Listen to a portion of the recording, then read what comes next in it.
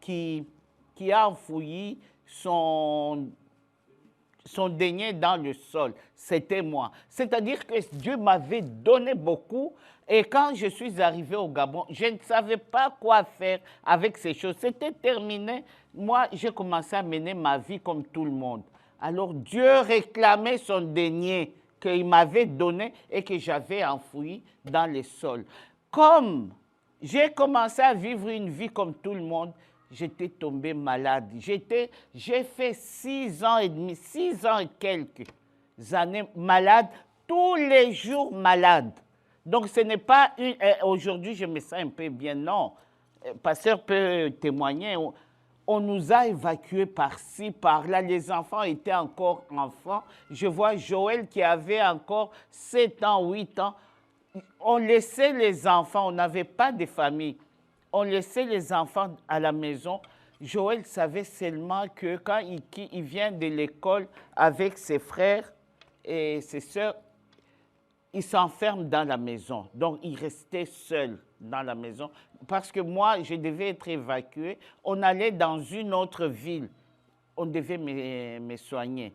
Et là, jusqu'à ce que j'ai fait le tour des hôpitaux, tout ça, on n'a jamais trouvé vraiment une vraie cause, une vraie maladie chez moi. Tout ça, ça sortait négatif. Les examens que le médecin me faisait, c'était négatif. Jusqu'à ce que c'était un peu trop.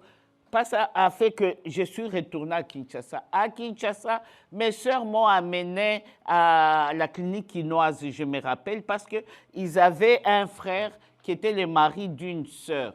Alors là-bas, on m'a fait des examens, tous les examens.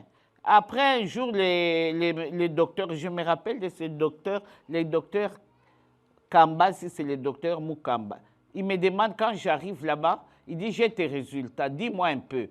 Quand toi tu dors, quand tu te réveilles, qu'est-ce que tu sens? Je dis, bon, quand je me réveille, en un très peu de temps, quelques secondes, je me sens bien et puis les choses là, les malaises recommencent. Le docteur m'a dit, tu n'es pas malade et puis je ne te donne plus rien. Enlève tous ces médicaments et je déchire ces examens qu'on a faits. Je dis, pourquoi? Il dit, mais on n'a rien trouvé. Tu n'es pas malade. Et puis il a dit que c'est une maladie psychosomatique. Donc, vous voyez comment l'esprit attaque.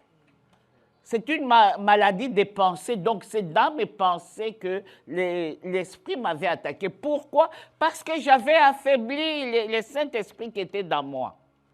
Je l'avais attristé. Je l'avais outragé. Je ne savais pas comment me conduire avec le Saint-Esprit. Et Dieu me dit que là où tu es, tu devais déjà faire un groupe de prière. Oh, je dis, je ne connais même pas comment faire. Je vais faire un groupe de prière. Vous savez, j'ai fait les groupes de prière. Hein, qu'il vente ou qu'il pleuve, je l'ai fait. J'ai enseigné. Malgré que j'avais Muriel qui était encore bébé. Parce que même les enfants, j'avais les enfants, mais j'étais malade, très malade. Muriel était là. Muriel, des fois, je la mettais sur le dos. Je devais partir. Nous, on habitait un peu à l'écart. Je devais partir en ville, là où il y avait presque tout le monde, pour aller enseigner. Et j'ai enseigné. Hein? Ce que Dieu a dit, ça s'est accompli. J'ai dit un jour à Passa, il y a parmi les professeurs, est-ce qu'il y a des professeurs qui prient? Passa est venu me dire, oui, il y a un couple de professeurs, il vient du Québec. Marie-Renée et son mari, ils sont pentecôtistes. Je suis allé m'associer avec ces couples-là. Tout le monde, on est venu, on a fait un grand groupe de prières avec ces dames et avec les Québécois là. Je devais enseigner, vous avez compris, quand Dieu vous a déjà tenu, vous devez. Je l'ai fait jusqu'à ce qu'on est parti à Libreville. À Libreville, je me suis retrouvé, je devais, pour me sentir bien, que tu dormes bien, tu dois le faire. C'est là où je suis en train de prier là. Et heureusement, aujourd'hui, c'était formidable, c'était l'adoration. Et je disais, Seigneur, mais je suis là encore. Tu te souviens, là, j'étais en train de parler quand même à Dieu. que aide-moi encore à refaire ce que j'avais fait à Libreville, que je puisse disparaître, que Seigneur, tu puisses encore prendre les devants et accomplir toutes choses. Dieu est vivant, Dieu est vrai. Alors vous savez, c'est pendant 6 ans, 7 ans, la maladie a commencé à disparaître de soi-même dans mon corps. Et j'ai constaté qu'il y a des heures, j'étais malade. Vers 18 heures du soir, j'étais malade, très malade, sérieusement malade. Quand les enfants revenaient de l'école, j'étais malade. Et jusqu'à ce que quand je dormais, quand je vais dormir, dès que j'ouvre les yeux, je vois des choses impossibles. Et quand je me ressaisis, ça va. Donc, c'était des moments, j'étais malade, et des moments, ça allait un tout petit peu bien. Jusqu'à ce que je vous assure, ce n'est pas les médicaments qui m'ont guéri. S'il n'y a pas quelqu'un qui est venu pour prier pour moi, c'est moi-même avec Dieu. Et quand il vous a déjà tenu, il vous a déjà tenu. Lui, il est esprit. Comme il m'a dit un jour, j'allais à l'école, j'allais à l'université ici, j'ai loué Dieu dans les sabres. Seigneur, quand je suis descendu, j'ai pris le bus pour aller à Glendon. Seigneur me dit de loin, j'arrive à mon plein là, il me dit que Rose, tu sais, Dieu est esprit. Dieu n'est ni blanc, ni noir, ni jaune. Dieu, c'est un esprit. C'est pour dire que les hommes que tu vois là, ça, ce n'est pas Dieu. Parce que moi, j'étais en train de juger un peu les hommes qui entraient dans les sabres. Vous voyez, dans les sabres, entrée, sortie, les attitudes des gens. Dieu me dit non, Dieu c'est un esprit. Effectivement, Dieu c'est un esprit. Pour être en communion, être ami de Dieu, vous devez faire ce que lui vous demande de faire. C'est ça qu'il m'a dit aujourd'hui, qu'il m'a montré. C'est sa parole. Nous avons besoin de la parole de Dieu, c'est tout. Nous pouvons prier Dieu, nous mettre n'importe comment, crier, faire, jeûner. S'il n'y a pas sa parole, Dieu se reconnaît dans sa parole. S'il n'y a pas la parole de Dieu, il ne répond pas. C'est pourquoi des fois nous regardons, nous avons prié très bien. Moi, je ne peux pas vraiment dénigrer quelqu'un que je vois qui prie, qui se donne à Dieu. Je dis, oh, il ne prie pas. Non, parce qu'il fait son effort. Mais sachez, Dieu, il se reconnaît dans sa parole. C'est seulement la parole de Dieu, quand vous l'utilisez, et c'est cette parole qui agit, qui va agir dans vos vies. C'est là que vous vous mettez ensemble en communion avec le Saint-Esprit. S'il n'y a pas la parole de Dieu, Dieu n'écoute pas. Il ne va pas écouter, il ne va pas exaucer vos prières. Vous allez pleurer, vous allez demander comment. Et puis lui, il a une façon de lui demander. Ce n'est pas de venir n'importe comment, non. Il a une discipline que vous devez suivre. Il est droit, il n'y a pas de chemin qui tortureux chez lui, non. Alors, aujourd'hui, nous allons passer à la deuxième loi. On a vu, la première loi, c'est l'amour de Dieu. Dieu est amour. Il a un plan merveilleux pour nos vies, pour la vie de chacun de nous. Alors, nous allons comprendre un peu les plans merveilleux.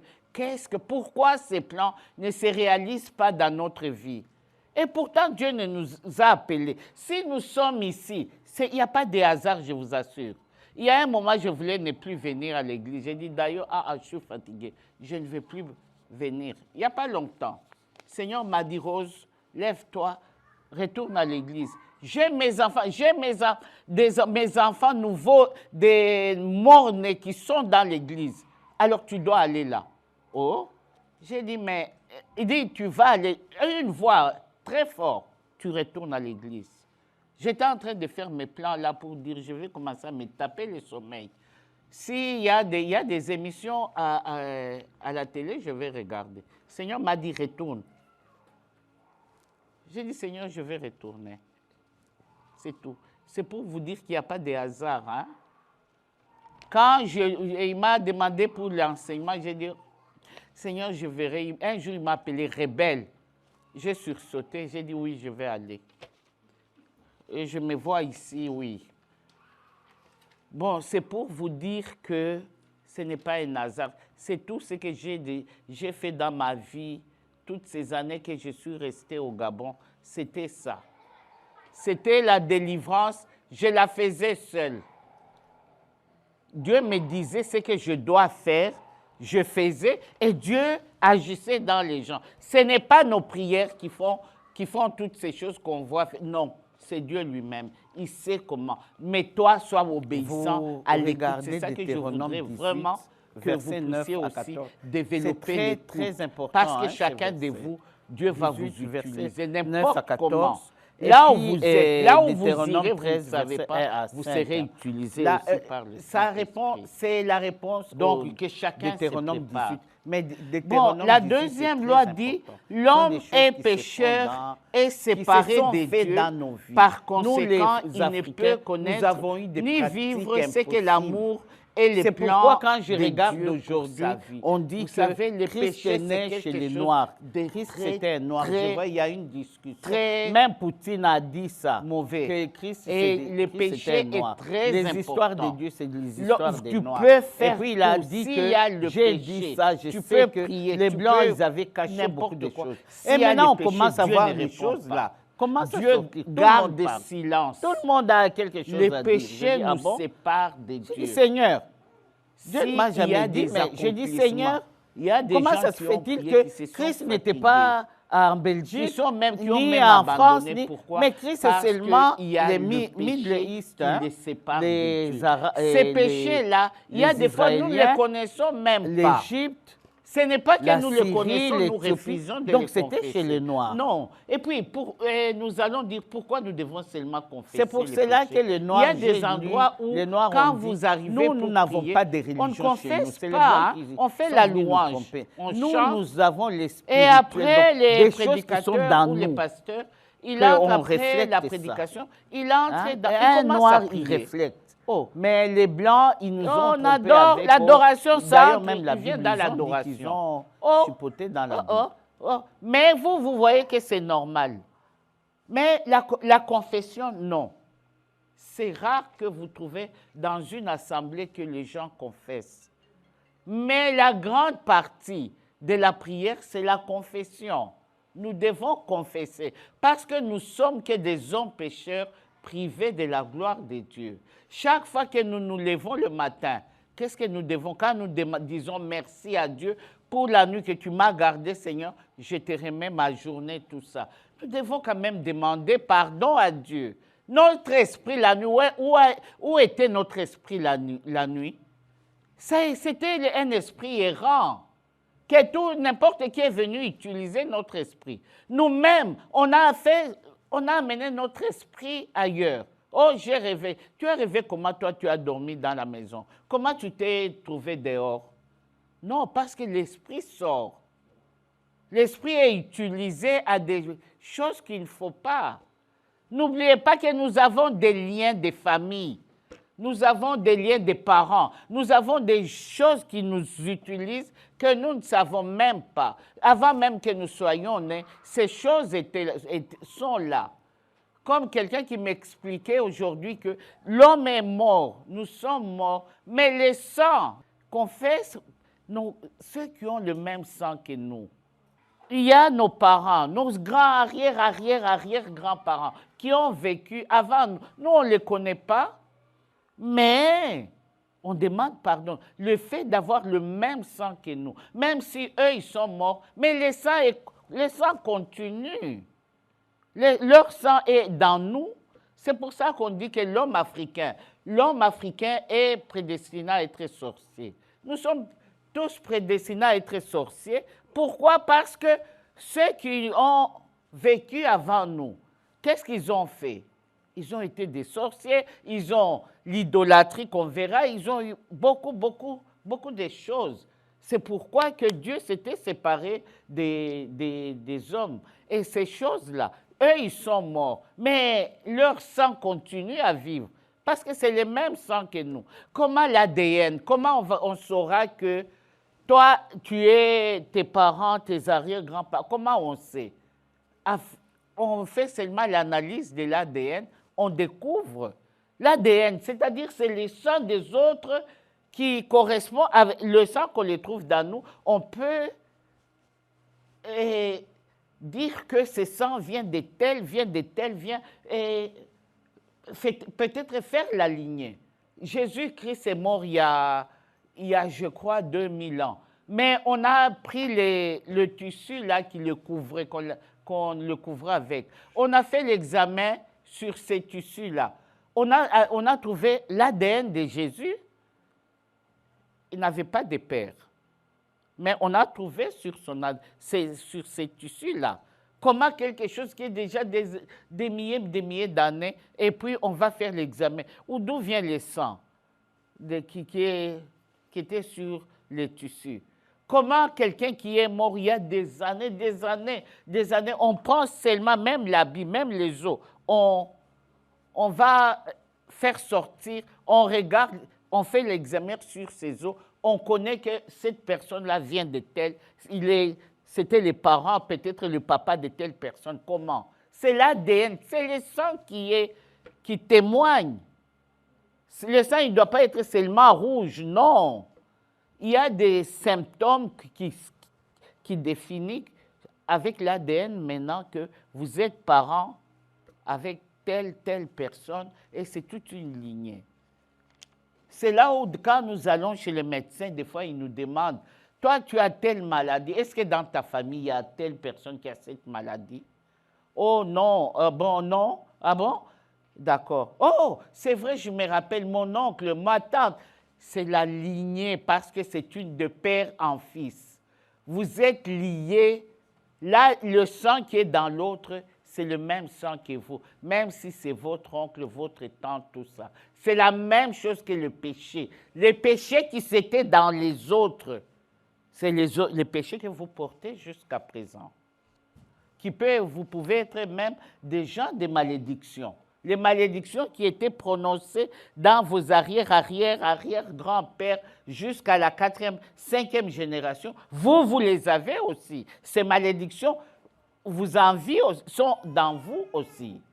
C'est là où on trouve des femmes qui ne se marient pas, des femmes célibataires. Quand on suit, ça devient des héréditaires dans leur famille, ou des femmes qui divorcent tout le temps, ou des femmes qui n'accouchent pas, qui n'ont pas d'enfants. Mais pourquoi? Dans l'héréditaire, c'est pour cela que vous devez faire, on doit faire cette démarche-là de pardon. Et il y a une chose, quand nous pardonnons, nous demandons pardon. Je ne sais pas si quelques-uns vous avez fait ça, mais vous aussi, vous êtes une personne. Ça, je ne sais pas si c'est à moi, Dieu l'a fait comprendre. Vous êtes des gens, vous pardonnez à ceux qui vous ont offensés. N'est-ce pas ce qui est dit dans notre Père? Mais vous devez pardonner aussi, demander pardon à ceux à qui vous aviez offensé. Est-ce que vous avez fait, ou bien vous regardez seulement ceux qui vous ont offensé et vous demandez pardon à Dieu, de leur pardonner et de vous pardonner. Mais vous devez aussi demander pardon à ceux à qui vous aviez fait mal. Vous devez leur demander pardon. Donc, je crois que c'est 4 tours qui se font. Parce que ces jours-là, on avait compté, c'était 3 tours. Non, c'est 4 tours. Vous devez demander pardon, leur pardonner, demander à Dieu de leur pardonner. Et vous devez aussi demander pardon à Dieu à ces gens-là, d'autres à qui vous avez fait mal, et demander à Dieu aussi de vous pardonner aussi. Bon, je crois que chacun de nous, nous avons les syllabus. J'entre un peu trop dans les détails, mais ça me vient. Car l'homme vit un danger. Dieu, dans son amour, a voulu préserver l'homme du danger qui guettait celui-ci. La parole nous dit que Dieu avait précipité les mauvais anges dans ce monde lors de leur révolte. Et l'homme a été créé dans ce monde. Donc, les deux, hommes et mauvais anges, cohabitent ensemble. Dès que ces mauvais esprits pénètrent dans l'homme, ils les saisissent et les gardent avec eux. Ainsi, les jours de sa mort, Dieu ne s'est pas le récupérer, c'est-à-dire récupérer ce qu'il avait mis de lui dans l'homme, son esprit. Donc, quand nous sommes dans les mondes, Dieu, pourquoi tous ces mécanismes-là de pardon, de tout? Parce que Dieu sait que l'homme est le mauvais, donc Satan, on continue toujours l'histoire de Satan qui est venu, qui a trompé Adam et Ève. Satan s'était révolté dans le ciel. On le voit, je crois, dans Apocalypse, ou bien on verra ici, je crois dans Apocalypse 12. Dans Apocalypse 12, Satan s'était révolté. Satan, c'était l'ange, et c'était l'ange des louanges. Après Dieu, c'était Satan. Donc, il ne faut pas dire, oh, Satan, non, il est comme Dieu lui aussi. Il est à côté de Dieu. On dit qu'il était le premier ministre de Dieu. Il chante, c'est la plus belle créature, c'est Satan. Alors, Satan, en se révoltant, parce qu'il voulait aussi prendre la place de Dieu, qu'est-ce qui s'est passé? Il y a eu la guerre au ciel entre Satan a attiré un tiers d'anges avec lui et les anges de Dieu qui est Michael, tous ces gens-là. Ils se sont battus et les anges de Dieu étaient plus forts. Satan n'avait plus de place au ciel. Il a été précipité sur la terre. Satan vit sur la terre. Il vit sur la terre, c'est un esprit, il vit tout autour de la terre. Donc, il est là. Et qu'est-ce qu'il fait? Il se déguise dans les hommes qu'il utilise pour accomplir ses effets sur la terre. Il utilise les hommes vides, qui sont comme des tonneaux vides. Vous, il n'y a même pas le Saint-Esprit dans vous, vous êtes vide. Et Satan vient vous entrer et il vous utilise pour n'importe quoi. Vous êtes là disponible à être utilisé par Satan. Et Satan, quand il veut accomplir ses méfaits, tout ça, il vient sur la terre.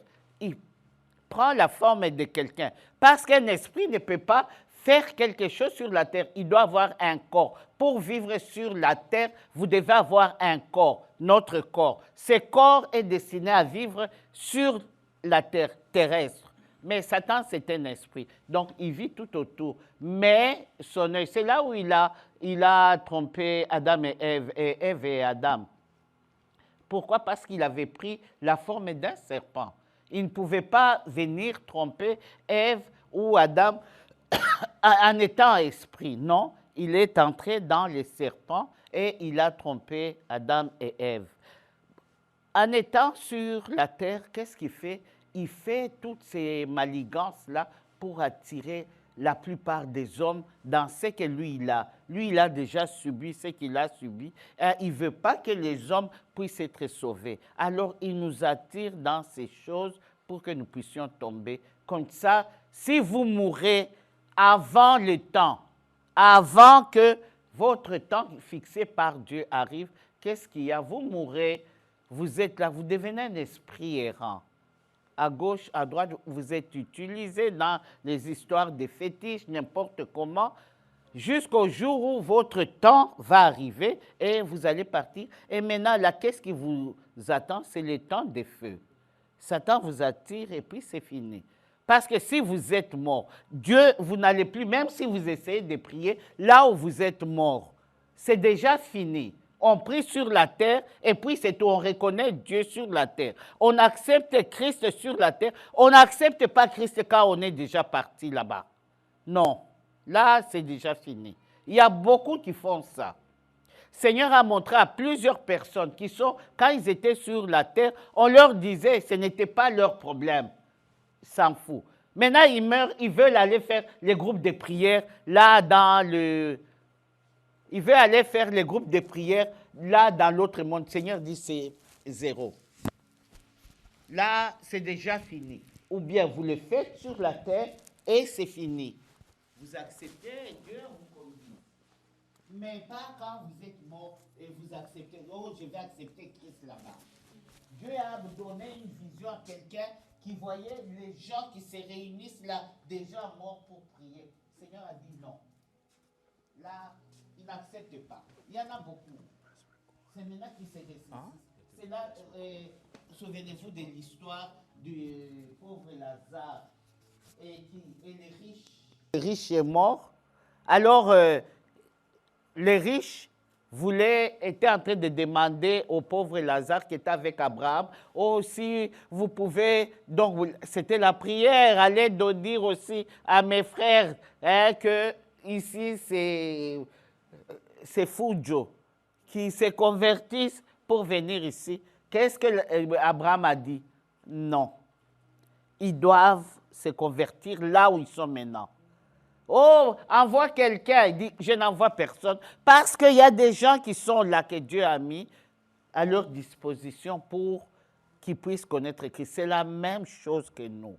C'est une histoire qui nous regarde chacun.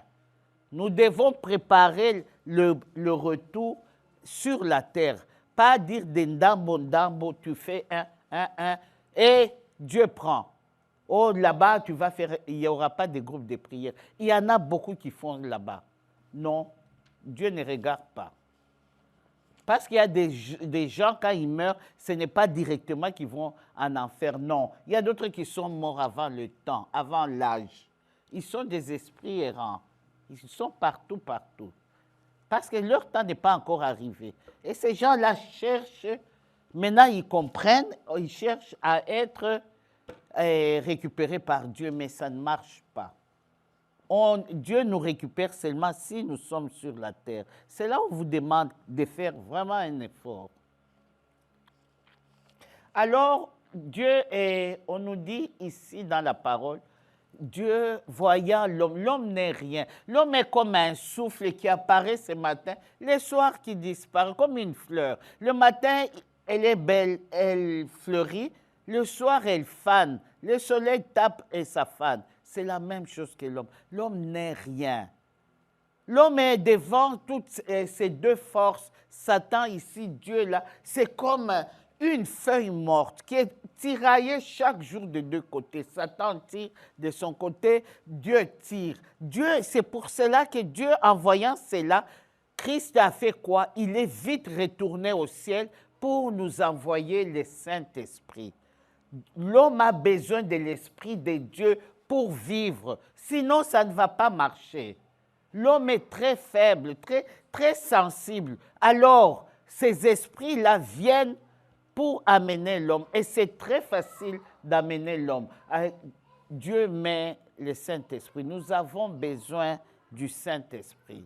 Et si vous commencez à vous dépouiller, à demander pardon, et si vous avez fait tranquillement, vous faites ces démarches de pardon, vous allez voir, le Saint-Esprit n'est pas loin. Il va commencer déjà à agir dans vous. Sans que vous le sachiez, vous allez le sentir. Et il a sa façon de vous parler. Pourquoi? Parce que, regardez, à peine que nous faisons l'enseignement, nous sommes dans les débuts. J'étais courbé, je me vois endormi, courbé. Seigneur me donne beaucoup de graines. Beaucoup, et je partageais à chacun de nous ici les graines, des petites graines que je vois, la photo là qu'on avait mis ici, on a enlevé, les toutes petites graines blanches là, je les avais pleinement. Alors quand je me suis réveillé, moi je n'ai pas l'habitude de rêver, quand je rêve le matin j'oublie. J'ai dit Seigneur, pourquoi je retiens en train de donner des graines? Mais la parole de Dieu, tu donnes la parole, c'est ça la sémence, non? Oui. Ces mauvais esprits sont rusés et très mobiles par rapport à nous. Mais Satan, il n'est pas à la fois partout, non. Il se déplace vite, il vient vous attaquer. Il y a des fois, vous dormez, parce que dans les choses spirituelles, il n'y a pas de Congo, il n'y a pas de Canada. Tous nous vivons, c'est comme dans une grande maison tous. Il n'y a pas de limites. C'est pourquoi j'ai rêvé de tel qui est au pays, mais vous les voyez ici. Parce que nous sommes tous ensemble. C'est ainsi que Dieu, dans son amour, décide de venir au secours de l'homme pour que celui-ci ne se perde pas. Il a matérialisé son amour dans la vie de l'homme en permettant toutes les situations que nous avons vécues, les bonnes toutes comme les mauvaises, ce qu'on a vu, les bonnes choses comme les mauvaises. Dieu permet, c'est pour vous dire que tout ce que vous avez vécu, c'est pour votre bien. Que ce soit les mauvaises, c'est pour votre bien. Lui, pourquoi on ne connaît pas nous les hommes? Lui dit c'est pour notre bien. Les bonnes choses que vous avez vécues, il y a des gens qui n'ont jamais connu la souffrance, c'est pour leur bien. C'est Dieu qui fait tout. Il y a des hommes riches, c'est pour leur bien. Dieu leur donne la richesse. Pourquoi? Personne ne peut dire. Il y a des hommes pauvres aussi. Les pauvres aussi, Dieu leur donne une richesse, autre richesse, qui n'est pas peut-être l'argent, mais une chose qui leur fait aussi du bien. C'est Dieu qui nous a créés, nous a formés, et c'est lui qui connaît le besoin de chacun de nous. Toi, dans ton 1000 $ qu'on te donne, chaque mois, tu es content, tu te sens bien. Celui-là, les milliards qu'on lui donne, il se sent bien. S'il est en Christ, il se sent bien. Dieu, pourquoi Dieu me donne moi 1000 et l'autre, il sait le pourquoi. Mais moi, dans les 1000 $, je vais vivre, je serai bien. Dieu, il va faire de sorte, je vais être bien. Lui aussi, dans les millions de dollars, il sera bien. Chacun, ce que Dieu veut. Pour que l'homme vive cet amour, il faut qu'il soit saisi par Dieu. Car loin de Dieu, c'est la mort, et près de lui, c'est la vie éternelle. Donc la vie éternelle en Jésus-Christ. L'homme ne peut pas vivre ses plans et cet amour, car il est pécheur et séparé de Dieu. C'est ça que je vous ai dit au début. L'homme ne peut pas connaître, même quand nous prions, nous faisons tout. Il ne peut pas connaître l'amour de Dieu et les plans pour sa vie. Pourquoi? Parce qu'il est pécheur et séparé de Dieu. Le péché, c'est quelque chose de très, très mauvais que vous devez tout le temps demander à Dieu, Seigneur, s'il y a quelque chose, montre-moi. Toujours quand tu pries, moi, je veux montrer à Jean avec qui, quand je suis arrivé, j'ai prié avec, j'ai dit, tu demandes à Dieu, Dieu, pardonne-moi pour ça, c'est que je ne connais pas. Seigneur, je ne suis qu'un homme.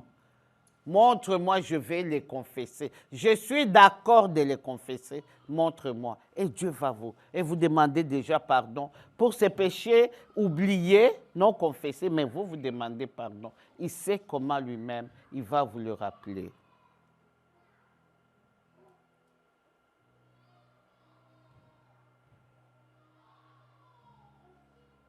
On voit dans...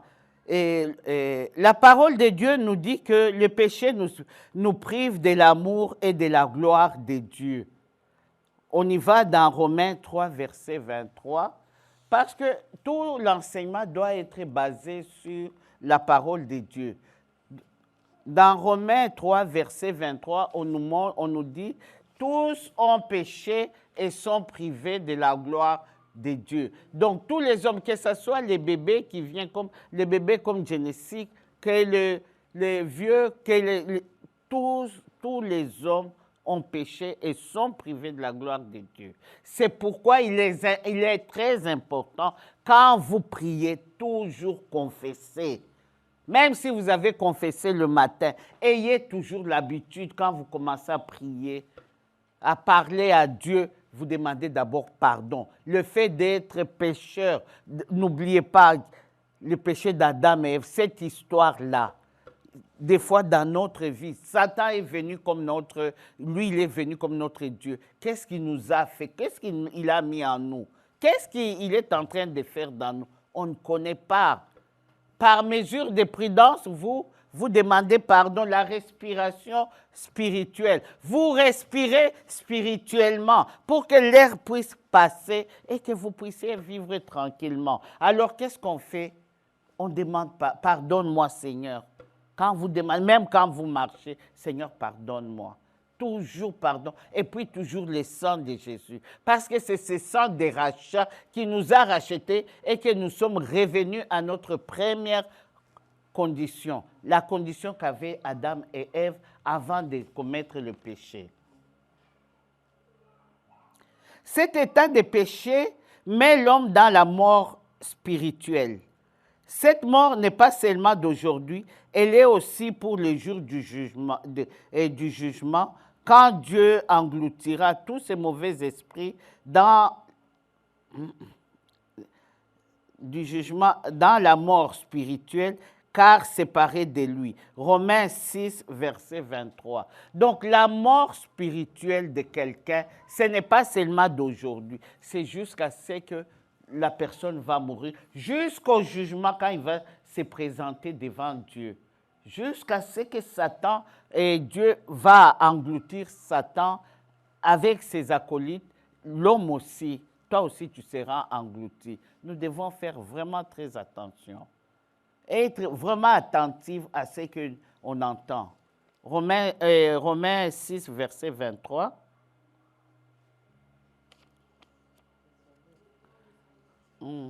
Romains 6, verset 23. Oui.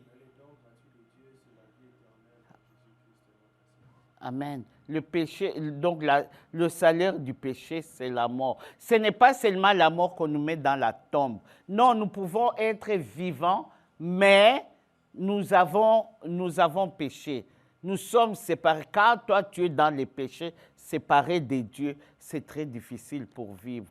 Nous commençons surtout à approcher les derniers temps. C'est très dur pour vivre. Nous survécons grâce à Dieu. Il y a des choses qui se font dans nos vies. Chacun peut te témoigner. C'est grâce à Dieu qui nous conduit. Mais vivre seulement comme ça, je ne sais pas. Peut-être vous êtes exceptionnel, mais moi, je sais que c'est devenu très, très difficile. Pourquoi? Parce que maintenant, c'est Dieu qui prend la relève à nous conduire, nous, ses enfants. C'est ça que je vous ai dit, que nous ayons beaucoup, que nous ayons un tout petit peu, mais nous nous sentons bien. Nous sommes bien parce que lui est avec nous. Si Dieu est pour nous, qui sera contre nous? Personne.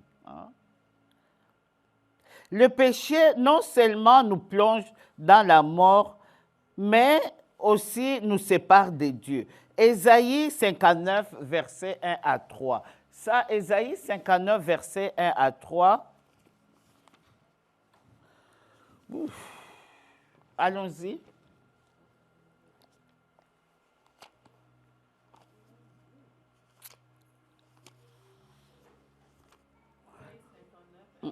La parole de l'Éternel dit, non, la main de l'Éternel n'est pas devenue trop courte pour sauver, ni son oreille trop dure pour entendre. Amen. Mais ce sont vos fautes qui mettaient une séparation entre vous et votre Dieu. Ce sont vos péchés qui vous cachaient sa face et l'empêchaient de vous écouter. Car vos mains sont souillées de sang et vos doigts de faute. Vos lèvres profèrent le mensonge. Votre langue murmure des perversités. Amen. Amen. Vous avez entendu, ce n'est pas que l'oreille de Dieu, quand nous crions là, l'oreille est fermée et sourde. Non. Le fait que nous sommes dans les péchés, automatiquement, nous sommes séparés de Dieu. Il y a une chose qui me revient, qui monte dans moi. Un chrétien nous devons faire attention. Quand nous prions, nous devons toujours regarder, est-ce que nous avons péché? Parce qu'une prière dans le péché est une abomination devant l'Éternel. Quand vous priez, vous êtes dans le péché. Dieu ne vous écoute pas, il n'exauce pas vos prières. Comment vous savez, vous êtes dans le péché? Vous êtes loin de Dieu. Il y a une séparation entre Dieu et vous. Mais comment Dieu va vous répondre? C'est pour cela que par mesure de prudence, chaque jour, avant notre prière, nous nous regardons. Nous faisons l'examen de conscience. Et quand nous péchons aussi, nous n'attendons pas le soir, nous n'attendons pas les dimanches pour venir prier. Non, pour confesser notre péché. Non. Automatiquement, à cette place-là, toi, tu as péché, tu connais que tu as mal fait. Demande pardon à Dieu. Demande pardon à ton prochain à qui tu as fait du mal. Ah, mon frère, non, pardonne-moi. Ce que j'ai fait, Pardonne-moi. Pas aller dans les explications. Oh, regarde-moi. Oh, je voulais passer. Oh, c'est-à-dire. Non. Demande pardon. Non, il n'y a pas de jugement. Nous ne sommes pas des juges. Le seul juge, c'est qui? C'est Jésus-Christ, c'est tout. Pourquoi nous voulons entrer dans les jugements? Oh, c'est-à-dire que quand tu vois, quand toi tu avais pris, tu avais dit, alors moi je me suis dit, ah bon, non, ça ne fait rien. C'est là où moi aussi, non, tu n'as rien demandé. Non, demande pardon, tu demandes pardon. Et si l'autre a fait aussi, tu dis, je te pardonne aussi. C'est tout, c'est tout. C'est tout. Bon, vous voulez juger, vous voulez vous expliquer. Est-ce qu'on vous a demandé l'explication? Parce que dans l'explication, tu vas tromper, tu vas mentir, tu vas chercher que tu as raison, toi. Tu vas essayer de dévier ce que tu es en train de dire ou de faire ou mentir là-dedans. Non, tu demandes pardon. Excuse-moi, en tout cas, j'ai mal fait. Et si l'autre, tu avais entendu, ta réaction a été parce que tu as entendu aussi ce qu'il a fait, tu lui dis aussi, je te pardonne aussi. C'est tout. Et vous retournez, et puis toi, le sang de Jésus sur toi. Et là, ça va faire, au lieu de faire sortir facilement les injures, hein? Non, un enfant de Dieu ne doit pas injurier. Il y a des fois même, non. Oh, tu fais, ah, Seigneur, pardonne-moi, pourquoi je suis en train de faire ça? Non. Nous sommes comment on dit, nous sommes des nouvelles créatures. Les choses anciennes sont passées et toute chose est devenue nouvelle. Et ces choses deviennent nouvelles avec notre force. Cela ne veut pas dire que vous êtes là, toujours mauvaise, ancienne créature, et les choses là se font dans soi. Non, nous devons nous faire violence, changer notre langage. S'il faut répéter 10 fois, tu changes ton langage 10 fois. Oh, pardonne-moi. Oh, à force de demander pardon, de te reconnaître pécheur, tu verras, le Saint-Esprit est en action. Il va agir dans toi. Hein? Si le péché peut produire d'aussi graves conséquences dans la vie de l'homme, qu'est-ce que le péché? Le péché, c'est quoi? Pourquoi on parle de péché? Qu'est-ce que le péché? Hein? Oh, il a péché. Oh, j'ai péché. Oh, mais c'est quoi le péché? Il y a des fois, on se retrouve à donner des définitions ou à penser du péché qui, c'est même pas vrai, c'est faux. Hein? Le péché, c'est quoi?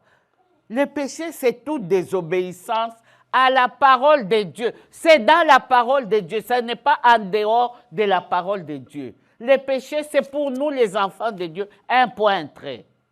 Si l'autre n'habite pas chez Dieu, lui, le péché ne le concerne pas. Lui, il va faire n'importe quoi, ça marche chez lui. Mais nous, qui se disons enfants de Dieu, ça nous concerne. C'est pour les enfants de Dieu, le péché. C'est dans la maison de Dieu. Il ne faut pas confondre quelqu'un. Il ne prie pas, il n'est pas avec vous. Il peut faire ça, il peut voler, il n'est pas dans les péchés parce qu'il n'est pas enfant de Dieu. C'est pour uniquement les enfants de Dieu qui ont péché. Quand il dit tous ont péché, c'est les enfants de Dieu. Mais si toi, tu n'es pas dans la maison de Dieu, comment tu vas avoir péché? Toi, tu es chez ton père à toi. Là où toi, tu t'es aimé là. C'est là où toi, tu dois faire ce que l'autre te demande de faire. C'est pourquoi nous voyons les gens qui n'ont pas Dieu, qui ne sont pas enfants de Dieu, et ils font des choses qui leur regardent qui est différent de nous. Alors nous voulons nous comparer à eux. Oh, eux, ils font, ça marche. Oh, moi, quand je vais faire, ça ne marche pas. Non. Pourquoi tu te compares à lui? Non. Et ils peuvent faire, ils ne pêchent pas. Ils vont confesser chez qui? Ils peuvent confesser peut-être chez leur père s'ils n'ont pas volé, s'ils n'ont pas triché, s'ils n'ont pas tué. Ils vont confesser chez leur père. Parce qu'on va leur demander, tu n'as pas accompli. C'est ça, non? On leur demande, tu n'as pas accompli. Lui, il doit s'expliquer et s'expliquer avec son père à lui. Mais vous, non. Vous n'allez pas vous expliquer avec leur père. Parce que vous n'avez pas tué, vous n'avez pas volé. Vous allez dire à leur père, non. Le péché, c'est pour les enfants de Dieu. C'est toute désobéissance à la parole de Dieu. C'est pourquoi vous comprenez pourquoi on nous demande de connaître la parole de Dieu pour que Satan ne nous trompe pas. Tous ont péché et sont privés de la gloire de Dieu. Tous les hommes sont péchés, ceux qui sont avec Christ sont péchés, sont privés de la gloire de Dieu. Mais quand vous venez à Christ, vous entrez dans ces trucs-là. Quand Dieu a dit à Adam et Ève de ne pas manger les fruits, c'est parce que Adam et Ève étaient avec Dieu. Vous croyez que de ces temps-là, il n'y avait pas d'autres personnes en dehors d'Adam et Ève? Il pouvait y en avoir.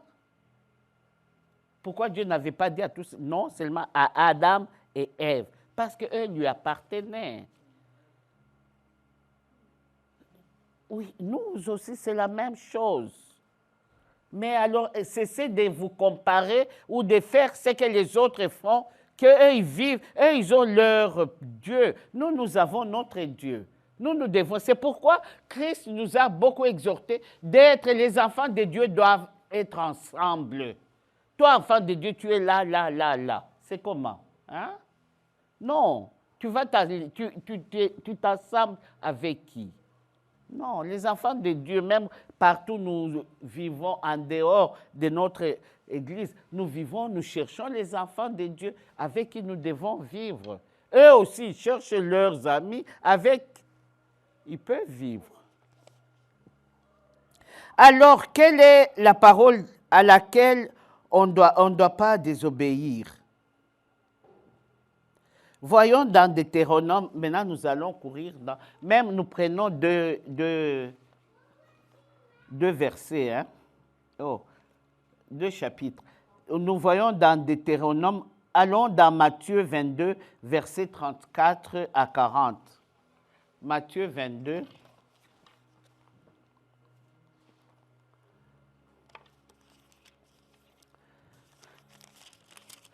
Matthieu 22, 30, verset, oui, vas-y, papi. Les pharisiens, ayant appris qu'il avait réduit au silence les Sadducéens, se rassemblèrent. Et l'un d'eux, docteur de la loi, lui fit cette question pour le prouver. Maître, quel est le plus grand commandement de la loi? Jésus lui répondit, tu aimeras.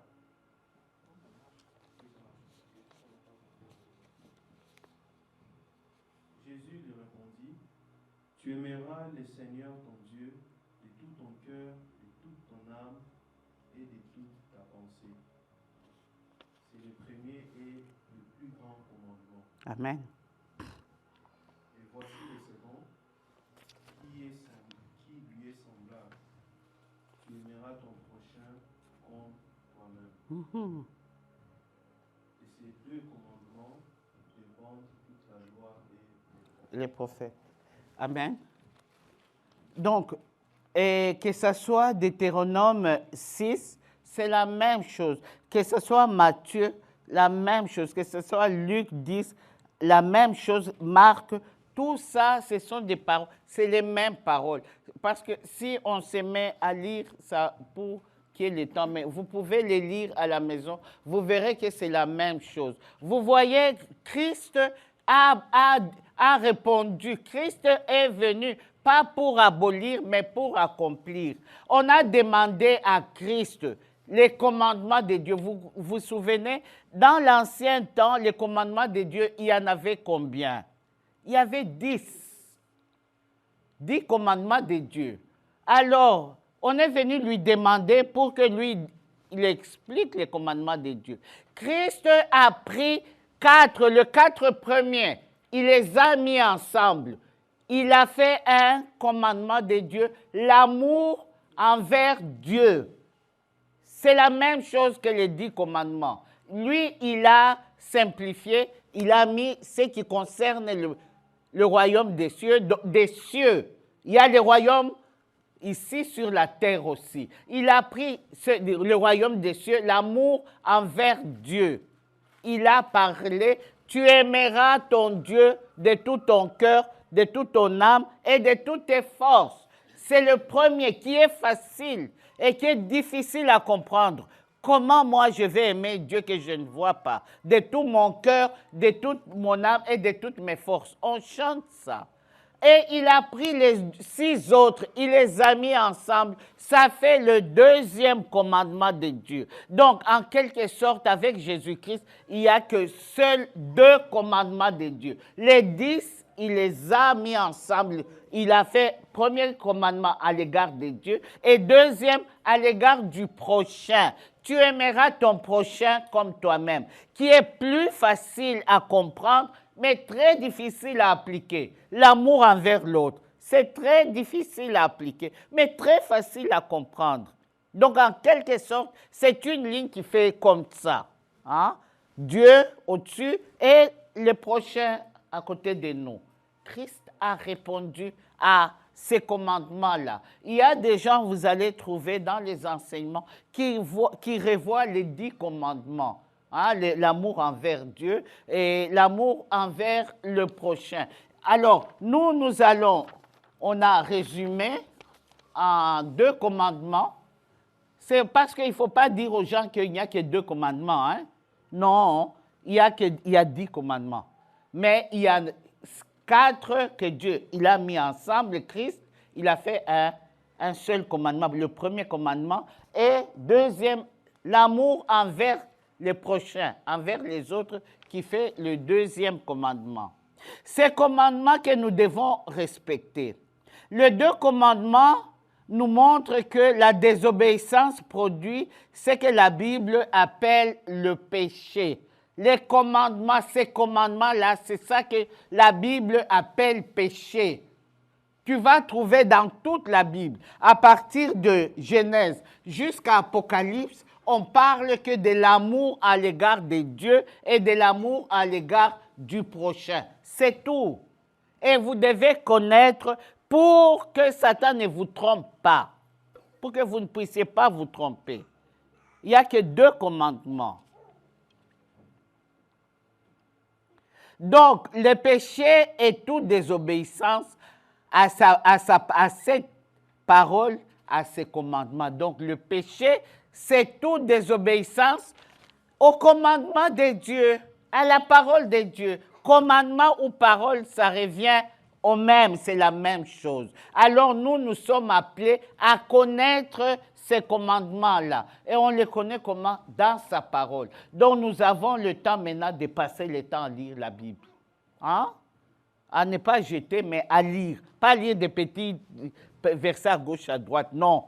Nous lisons. Là, je commence avec Apocalypse. Dernièrement, je ne sais pas, il y avait un truc là, je crois que ceux qui se viennent du Congo, ils connaissent les lecteurs bibliques. Ça coûtait $20, je crois.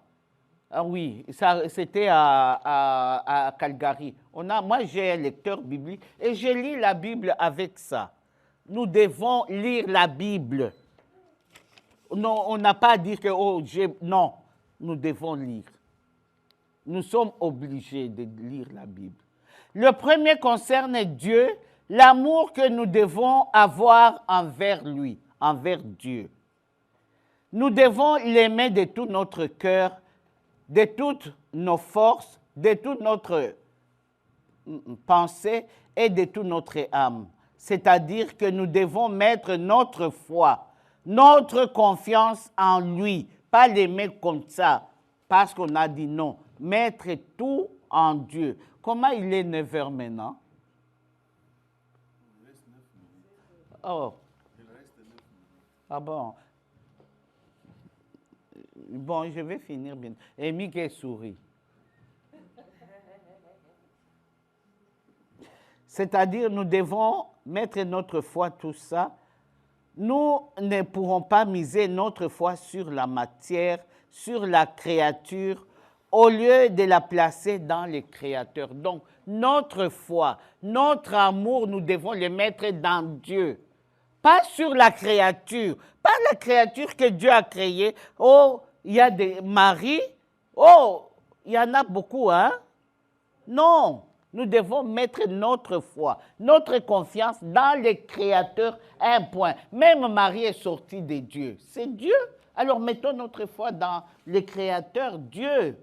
Pas la créature, il y a une différence entre la créature et le Créateur. Le Créateur, c'est Dieu. C'est pourquoi ayez cette habitude tous les jours de louer le Créateur, Dieu le Créateur, pour que ça reste dans vous que le Créateur, c'est Dieu. Parce qu'il y a des fois, on se trompe, on croit que c'est la création. Non, c'est le Créateur, mais il a créé la création. La création a été faite par lui, mais lui, il est Dieu. Mais quand péchons-nous contre cette parole de Dieu? Lorsque nous croyons aux herbes. Bon, maintenant, allons-y doucement. Il y a maintenant des confessions à faire. Lorsque nous croyons aux herbes, oui, nous croyons aux herbes, la force de l'herbe. Ne vous en faites pas, il y a des herbes qui sont très puissantes. J'ai eu beaucoup de témoignages d'où je viens, des gens qui ont utilisé l'herbe. L'herbe était très puissante.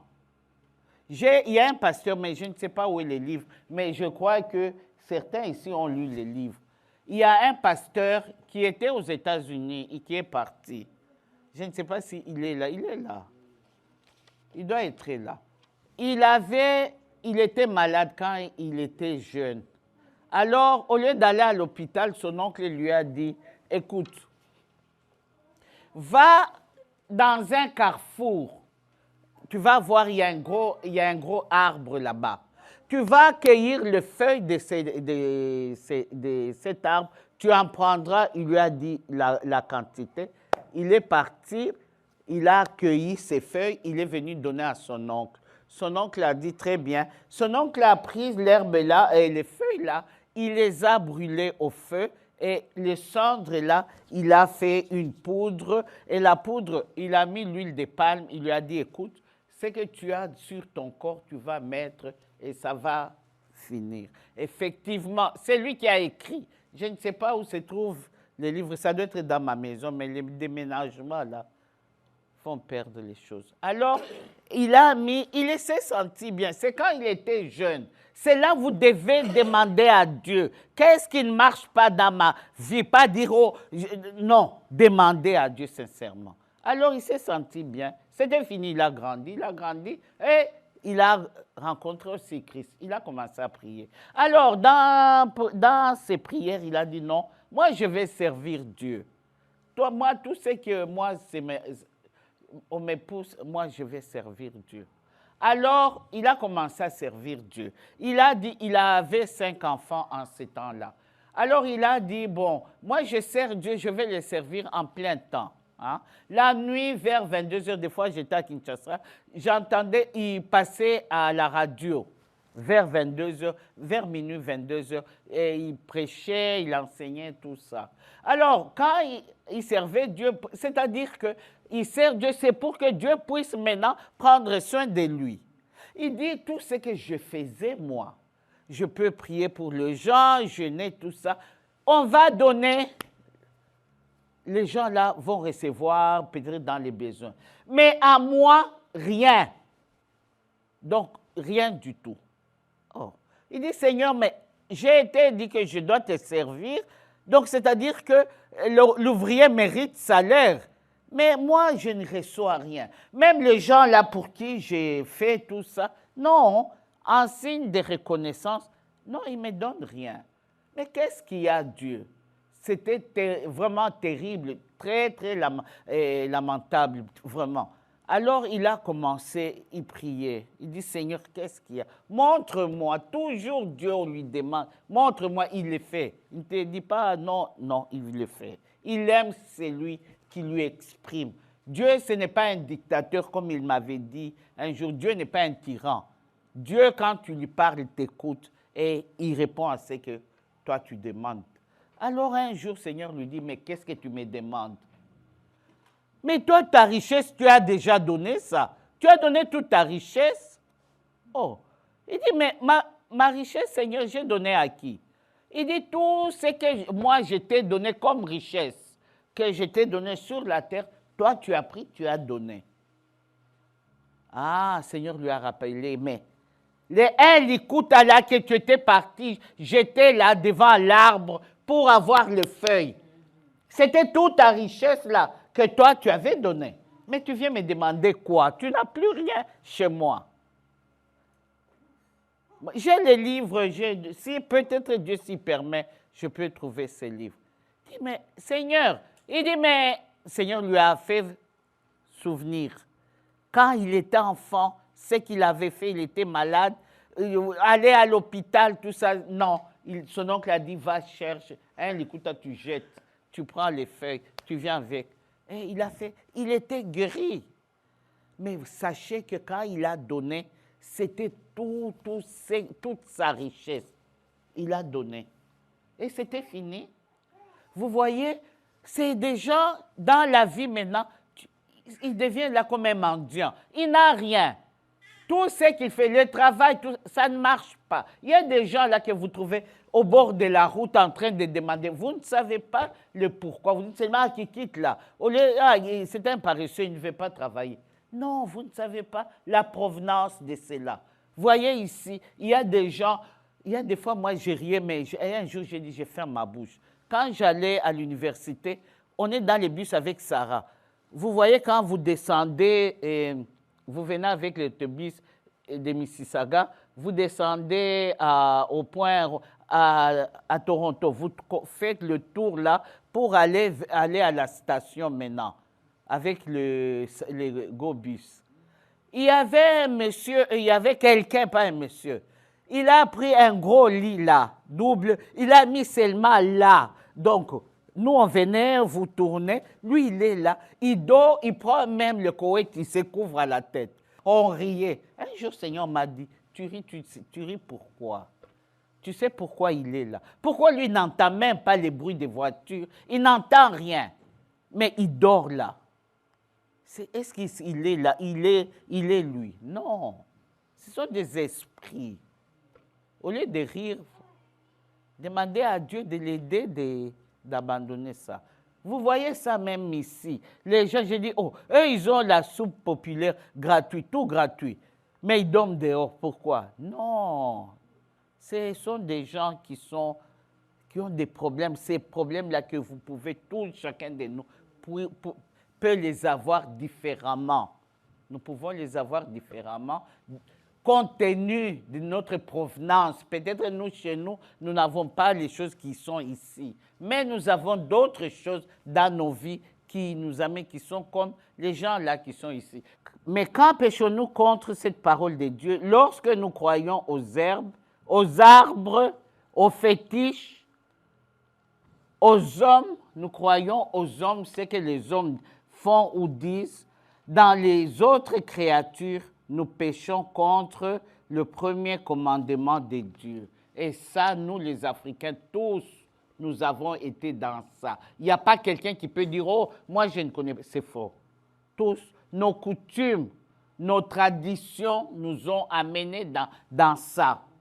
Que nous devons nous arrêter pour demander pardon à Dieu. Un jour, j'ai demandé à Dieu, j'allais à la cour du ciel, je demande au Seigneur, montre-moi la lignée. Le Seigneur m'a dit, j'ai dit, pourquoi il y a ces péchés dans la lignée? Le Seigneur me dit, à cause de la désobéissance de la parole de Dieu.